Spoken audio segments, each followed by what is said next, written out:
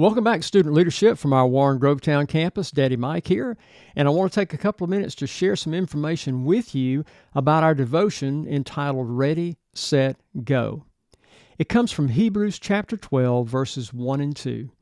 The writer of Hebrews says this, "Because we have so great a cloud of witnesses surrounding us, let us lay aside the weight and the sin that so easily entangle us, so that we can run with endurance the race set before us, fixing our eyes on Jesus, who is both the author and the perfecter or finisher of our faith." As we know, students like to ask a lot of questions, and a lot of times they're great questions.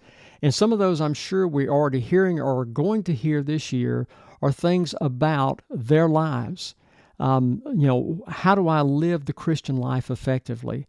How do I lay aside things in my life that don't need to be here? How do I know God's will for my life? Or I feel like I know where God is taking me, but how do I do it effectively?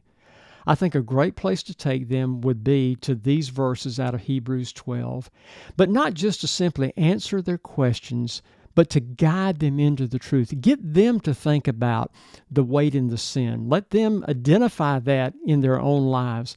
Let them understand that it is their race. It's not yours, it's not mine, but it's the one that God has set aside specifically for them, and that they need to be going to Him and asking Him those questions. They need to be seeking Him through the Word and through prayer to know exactly what it is that He wants them to do, so that they can do it with endurance, and do it well. And the biggest thing that all of us need to understand is that when we're seeking to live the Christian life and to do it well, that our eyes are fixed on the author and the perfecter of our faith, which is Jesus Christ. I pray that this week that this devotion has meaning for you, that there are things in it you can share with your students.